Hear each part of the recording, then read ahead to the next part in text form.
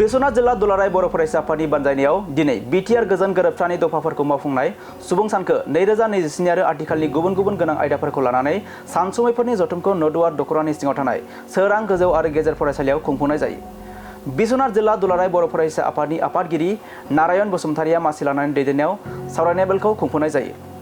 जथुमाव गाहाय आलासि महरै बाहागो लायो दुलाराय बर' फरायसा आफादनि आफादगिरि खोरोमदाव औवारी बिथाङा। लोगोसे माननि आलासि महरै बाहागो लायो मिरु एबसुनि गाहाय नेहाथारि कनिन्द्र बसुमतारी आरो सोलोंथाइ नेहाथारि सोमावसार बसुमतारी, गेलेमु नेहाथारि पूर्ण सिंह बसुमतारी आरो मिरु एबसुनि बिबानगिरिफोर,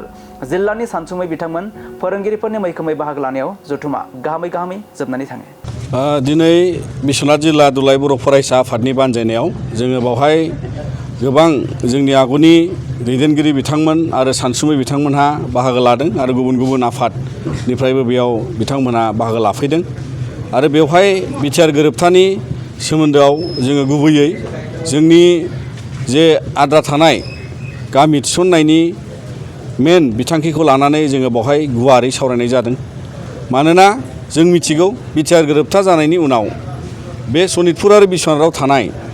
गासै बर' रायजोआ जोङो बिटिआर गोरोबथाजों बड'लेण्डनि सिमायाव गोग्लैनो मोनसिगोन, हाबनो मोनसिगोन आरो बिनिखौ लानानै जोंनि बेनि रायजोफ्रा जों बयबो रंजाखांदों आरो दुलाराय बर' फरायसा आफादा बे बिथांखिखौ मावफुंनायाव आसाम सरकारनि गेजेरजों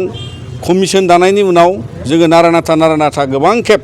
जोङो दासिमबो जोंनि दाबिनायखौ जोङो लाखिबोदों आरो बियो दिनै मोनसे अबस्थासिमाव 60 गामिया हाबखांबाय, इलेक्सनावबो बाहागो लाबाय आरो बे मोनसे प्रसेसआव दाबो दं। नाथाय दुखुनांथाव बाथ्राया बे जे जोंहा दासिम जोङो सनितपुर आरो बिश्वनाथखौ ज' खालामनानै 539 गामि बिनिफ्राय दङ आरो बिटिसिनि खोलायाव सिगांनि एकट बादि आद्रा थानाया 95 गामि दङ। गासै 634 गामि मोनबावनांगौ जोंहा दङ। नाथाय बिनि गेजेराव दिनै जि बिश्वनाथनि बेवहाय जोंहा जि सावरायनायाव लादों बेवहाय मोनसे बाथ्राया जोबोद रोखा जे बे हालामनि दासिम 534 मुंख्लं जानायनि उनाव थांनानै थानाय बर' फिसाफ्रा बड'लेण्ड रायजोनि थाखायसो आन्दलन खालामदों आरो बड'लेण्ड मोनथ'यैनि सिगां 6 सिडुल काउन्सिलाव बिटिआर एकर्डनि दारै हाबनो मोननांगौनि लाहार फाहारावसो जों दङ।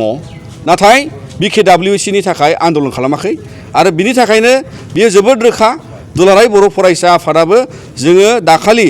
29 जुलाइआव जि इउबिपिअनि एप्लिकेशनजों 161 सनितपुर बिश्वनाथनि गामिखौ बिकेडब्लिउसिआव सोसननो नागिरनायनि जे राहा लानाय बेखौ जोंनि दिनैनि सावरायनायनि गेजेरजोंबो बिश्वनाथआवबो बेखौ 100% हेंथा खालामो आरो बिथांमोनहा बेखौ बोखांना लाफिननांगौनि थाखाय दिनै बे बिश्वनाथ हालामनि जानानै दुलाराय बर' फरायसा आफादाबो जों गोख्रों रावजों खावलायो जाहाथे बिथांमोना बेखौ बोखांना लाफिननांगौ आरो बिटिआर गोरोबथानि गामि सोसननायनि गामि हाबजोबनायनि खामानिया जोबागौमानि बिकेडब्लिउसिआव हाबनांगौनि गामि बिख'नांगौनि बाहाय खुनु प्रश्न गैया। मानोना बिथांमोनहा अराय सम गोसोआव दं जे जोंबो गोसोआव दं बे बिश्वनाथ ओनसोलनि रायजोफ्रा ओंखाम उखै हाबनानै दुखु खस्थ' खालामनानै थै दान होनानै बिथांमोना बड'लेण्डनि सोमावसारनायाव बाहागो लादों। बिथांमोना बिकेडब्लिउसिनि आन्दलनाव बाहागो लायाखैमोन आरो बिनि थाखायनो बे हान्थिनाय समाव जांख्रिथायारि गोसोजों दावबायबोनाय थांनानै थानाय बर' फिसाफोरनि बिश्वनाथ आरो सनितपुरनि थाखाय बिथांमोना मान सन्मानखौ लाखिनानै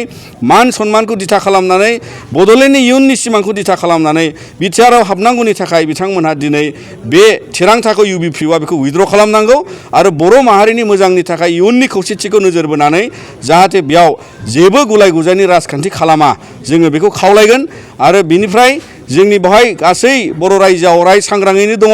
आरो बेबादिनो बयबो सानसुमै मेलेमजिबि बिथांमोनहाबो सांग्राङैनो दङ आरो बिनि थाखायनो बिथांमोना बेबादि राजखान्थियारि कौशलनिफ्राय राजखान्थियारि बेबादि गुलाय गुजाय थासारि एबा डिभाइड एन्ड रुल पलिटिक्सनि भिक्टिमाइज जानो नाङा, जोंखौ भिक्टिमाइज खालामनो नाङा आरो बिनि थाखायनो बिथांमोना बिनिफ्राय गोजानाव थानांगौ। मानोना बड'फा उपेन्द्रनाथ ब्रह्मआ आन्दलन खालामजेननायनिफ्राय बेयावबो हान्थिफैनानै मोनफ्रोमबो बर' ओनसोलाव हान्थिनानै बिथाङा जोंखौ बुंलांदों जे united we stand divided we fall. बिनि थाखायनो जों जयै गसंनांगोन आरो गावस्रायोबा जों जेनगोन आरो बिनि थाखायनो सनितपुर बिश्वनाथनि गोख्रों माहारियारि गोसो थानाय बिथांमोनहा दिनैसिमबो बे इउनाइटेड मोनसे माहारियारि स्पिरिटआव सेन्टिमेन्टआव दं आरो बेखायनो जोंनि बेयाव थानाय दुलाराय बर' फरायसा आफादनिफ्राय जों खावलायगोन जे बर'फोरनि बिश्वनाथ आरो सनितपुरनि सेन्टिमेन्टजों माहारियारि बादजों गेलेनाङा नङाबा बियो उननि समाव माने बियो बर' माहारिनि थाखाय मोनसे गोसोम दागो जागोन होननानै जोङो दिनै नोंथांमोनखौ खावलायगोन जे बेखौ बोखांनानै गोख्रै लाफिननांगौ आरो जोंबो बोखांनांगौनि थाखाय आसाम सरकारखौ जोङो खावलायगोन।